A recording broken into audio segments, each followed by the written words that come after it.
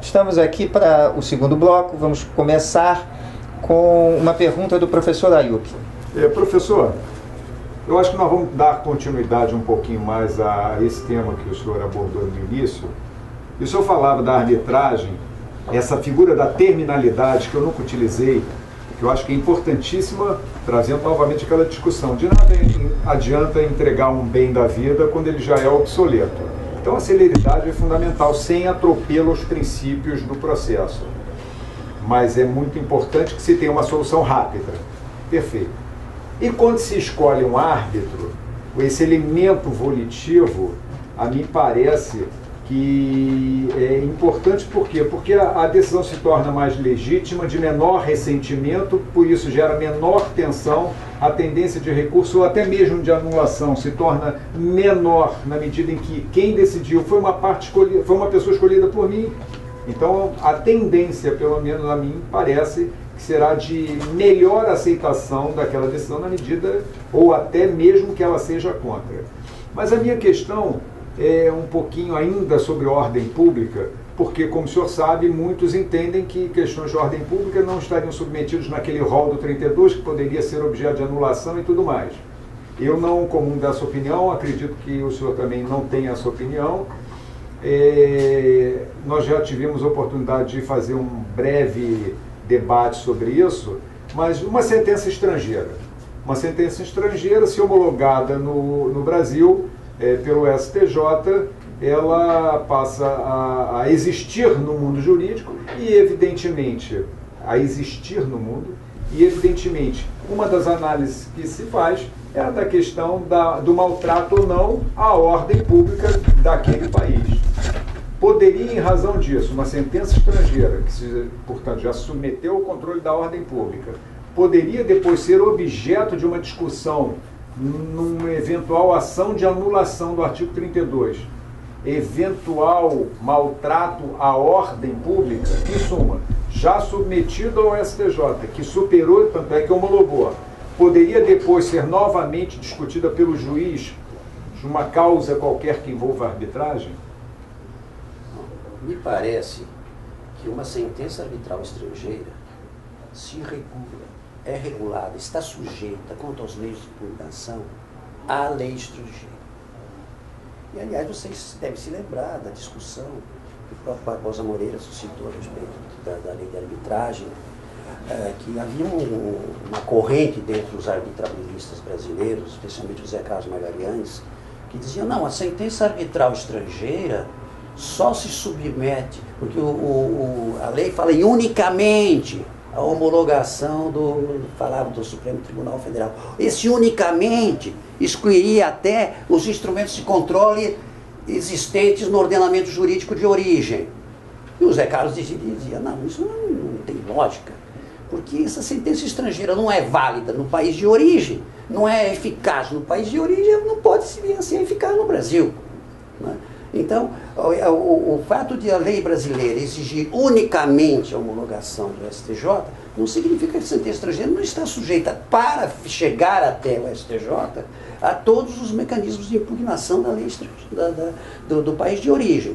Então, veja bem, o que rege a impugnação da sentença estrangeira é a lei estrangeira. E enquanto houver meios de impugnação dessa decisão, ela não é homologável no Brasil, porque ela não tem o requisito da coisa julgada. Perfeito. Coisa julgada, todos nós sabemos, é um dos pressupostos da homologação de sentença estrangeira, não é isso?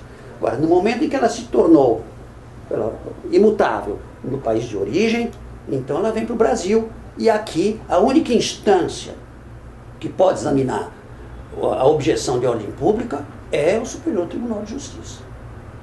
Se nessa instância não emergir a discussão que pode ser suscitada ex officio pelo tribunal, porque é matéria de ordem pública, ex officio pelo tribunal, ele tem o dever de examinar.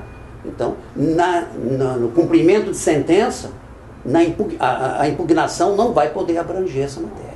Se abranger, rejeição. Embora a lei brasileira diga que a sentença brasileira, que aqueles motivos do artigo 32 podem ser examinados tanto na ação anulatória quanto na impugnação ao cumprimento de sentença. E, aliás, há uma grande polêmica doutrinária também, se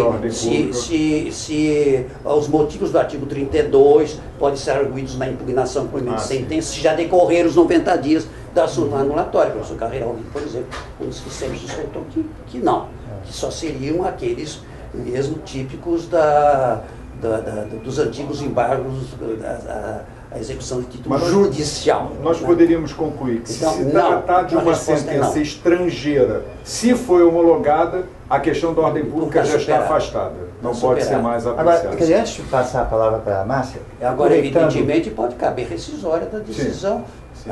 Cabe rescisória e é a decisão judicial. Como da ação anulatória vai caber rescisória, a meu ver, sim, na decisão judicial. Sim. Mas, pegando o gancho dessa sua resposta e voltando ao tema do primeiro bloco, me parece, sem justificativa lógica, entender que uma sentença arbitral estrangeira está sujeita ao filtro da ordem pública, ao limite, à fronteira da obediência à ordem pública nacional, e a sentença brasileira não. Porque é um fato incontestável que as hipóteses previstas no artigo 32, como hipóteses para a ação anulatória da sentença arbitral, elas são taxativas.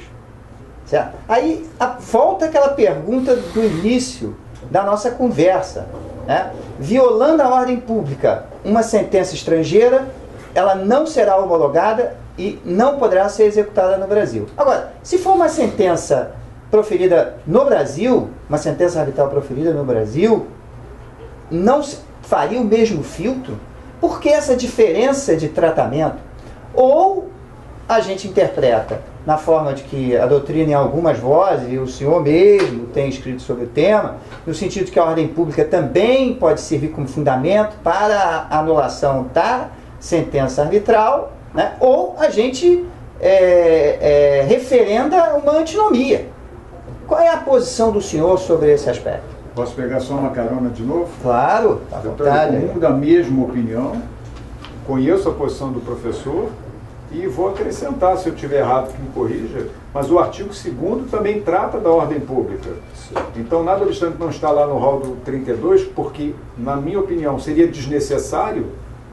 E esse é o argumento, eu acho que para a sentença estrangeira há necessidade, para a brasileira não haveria, mas no artigo, para quem é mais legalista, no artigo 2º há a previsão. Eu não acho que esse seja o único argumento. Desculpa.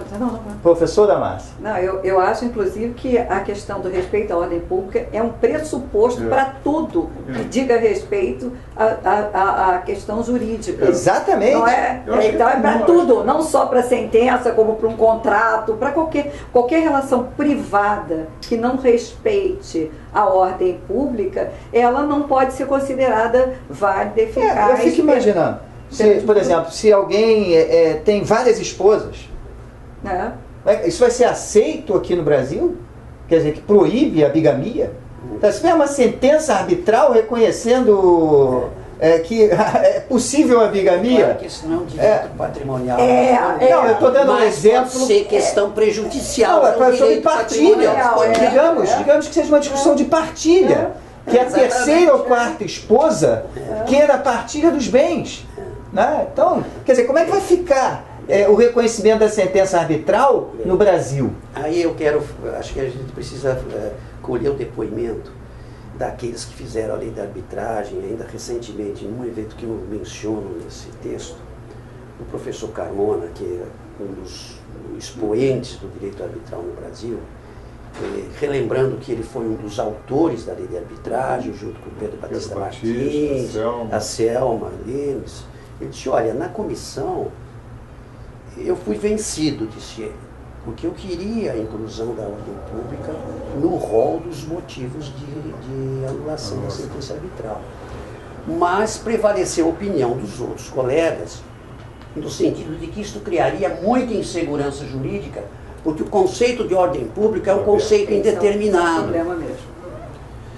Por mais que a gente se esforce para dar um conceito de ordem pública, e existem 3 ordens públicas, a nossa, a do outro país e a internacional, e em cada momento nós vamos estar aplicando um desses tipos de ordem pública, varia muito. Para vocês terem uma ideia, eu li ainda esta semana uma notícia sobre uma decisão da Corte Europeia de Direitos Humanos, dizendo que a renúncia ao controle jurisdicional, a renúncia à ação anulatória é válida. Ou seja, isso está no regulamento da CCI, no regulamento da Câmara de Comércio Internacional. Quem adere à arbitragem no institucional da CCI renuncia a qualquer controle jurisdicional, até mesmo por ação anulatória. E a Corte Europeia de Direitos Humanos, em 2012, decide que isso é plenamente válido. Eu tenho até aqui um resumo dessa decisão, em que os juízes da Corte Europeia dizem: a parte, ao aderir ao regulamento da CCI, abriu mão de qualquer reexame judicial. E hoje, em vários países, inclusive no Brasil, se entende que esse controle é irrenunciável, mesmo porque viola o direito de acesso à justiça, que é um direito fundamental. Viola a ordem pública. Viola a ordem pública. Exato. Mas, quanto à ordem pública processual, não há muito problema, porque a interpretação que se dá, aquele rol de princípios, lá do artigo 21, parágrafo 2º, se não me engano, a interpretação já assente no Brasil é de que aquele rol não é taxativo. O Cândido foi um dos pioneiros a adotar o entendimento de que aquilo abrange todas as garantias constitucionais do processo e especialmente o devido processo legal. Então ali, eu tenho estudos sobre garantias, eu enumero cerca de 20 garantias, que, a meu ver, são garantias constitucionais do processo. E as garantias são inalienáveis, embora o seu exercício possa ser objeto de disposição. Eu não sou obrigado a exercer o meu direito de defesa. Não sou obrigado. Mas eu não posso abrir mão previamente do meu direito de defesa. Lá no processo eu posso deixar de exercer. O senhor pode, o senhor o tem, mas pode renunciar. Posso renunciar na hora do exercer. Sim, no momento de exercer, avaliando toda a conjuntura que envolve aquele litígio, eu posso deixar de exercer o direito de defesa. No caso concreto.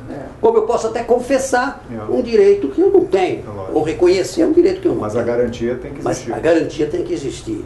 Então, em matéria processual, a ordem pública está plenamente, ela entra pela porta do devido processo legal e daquelas garantias, daqueles princípios, como diz a lei, princípios contraditórios para defesa, livre convencimento e etc.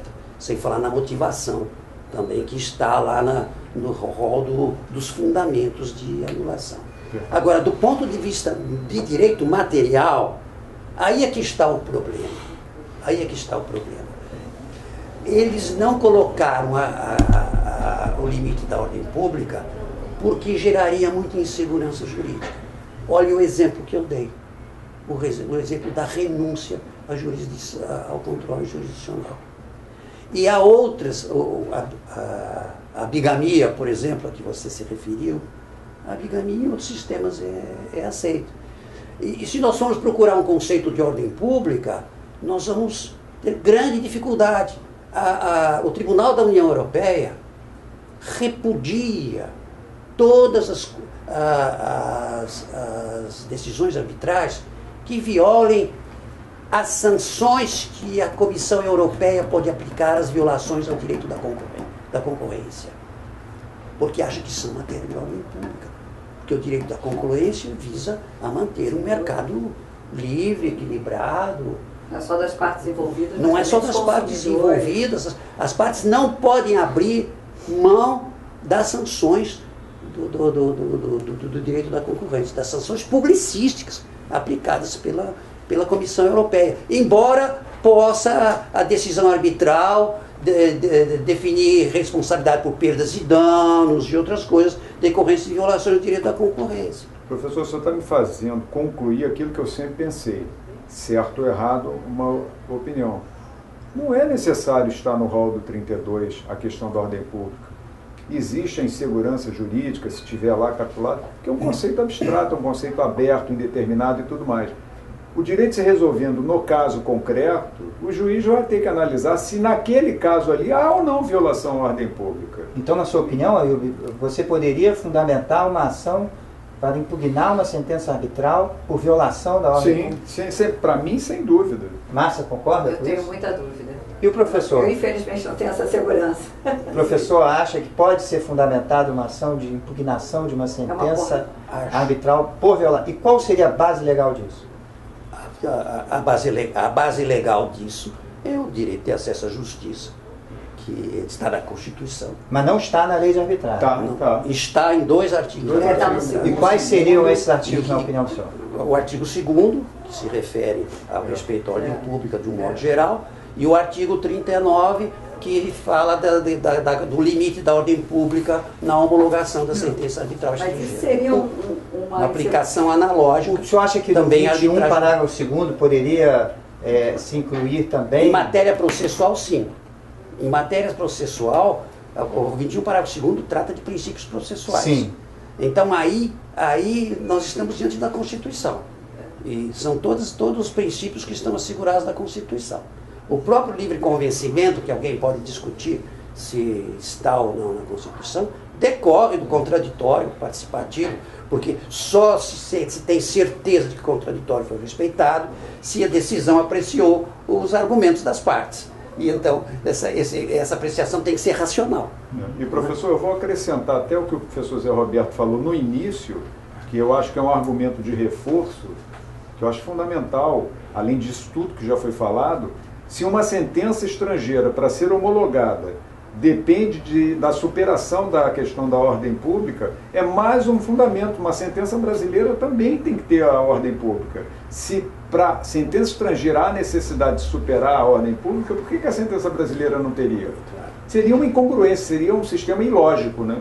Agora, por que a Corte Europeia de Direitos Humanos, que é um órgão do Conselho da Europa, integrado por representantes de 47 países das mais diversas formações culturais, origens, desde a Rússia até Portugal, por que ela aceita, ou ela aceita a prevalência da autonomia da vontade sobre valores humanos que podem ser extremamente valiosos? Por quê? Porque as instituições arbitrais europeias, e aqui no caso se tratava da Câmara de Comércio Internacional, são instituições que asseguram uma elevada qualidade e confiabilidade da decisão arbitral. Isso é um ponto muito... Esse é o segundo, Sim. a segunda grande crítica que eu faço ao sistema arbitral brasileiro. A primeira é em relação aos contratos de adesão e aquela livre exercício da autonomia da vontade no momento da celebração da convenção arbitral. A segunda é a fragilidade das instituições arbitrais estrangeiras. E eu não falo isso no sentido de criticar ninguém. Sim. Ao contrário. Eu acho que eu falo isso no sentido de induzir as instituições arbitrais brasileiras a se aperfeiçoarem, a melhorarem o seu desempenho. Peguem o regulamento da Câmara de Comércio Internacional e vejam o que ela exige do árbitro. Vejam os mecanismos internos que ela cria para controlar a qualidade da decisão arbitral. Estabelecendo a decisão arbitral a uma homologação dentro da própria CCI por um staff amplamente especializado em arbitragem que vai ler a sentença arbitral e vai dialogar com os árbitros e dizer, olha, vocês, essa questão não está bem fundamentada. Aqui nessa questão, vocês entram em contradição com a fundamentação de outra questão. Aqui nessa questão, vocês não levaram em conta a jurisprudência. Não é uma imposição aos árbitros. Aliás, a Corte de Cassação francesa já decidiu isso, que esse staff da CCI não pode anular a decisão do árbitro. Mas esse staff vai dialogar com outros árbitros. E amanhã, se consumar uma decisão arbitral que fugiu dos parâmetros, dos critérios de qualidade da CCI, eles vão excluir esse árbitro do plantel de árbitros da CCI. Então, Que é uma forma de controle. que é uma forma de controle também. Né? Então, a fragilidade das nossas... E o professor Carmona reconheceu, e eu pus isso no texto, que as nossas instituições arbitrais são meros cartórios. Sim. Só cartório. Faz uma lista de árbitros que ninguém sabe como é que foi feito. Eu não me inscrevi em nenhuma, eu não sei se algum de vocês se inscreveu, mas se quiser se inscrever, não acredito que tenha dificuldade, porque aliás vocês são pessoas muito qualificadas. Mas é uma lista de atos que não se sabe como é feito, o que se exige, e depois as partes escolhem ali naquela lista, e daí para frente funciona apenas como cartório para receber as petições, difundir entre as partes e os atos do processo, e eventualmente escolher um local para fazer uma audiência, e são só cartórios. Não tem nenhuma responsabilidade quanto ao controle da qualidade dos atos e da arbitragem. Professor, estamos chegando no final do bloco, mas antes vou passar a palavra para a Márcia. Quer fazer uma pergunta?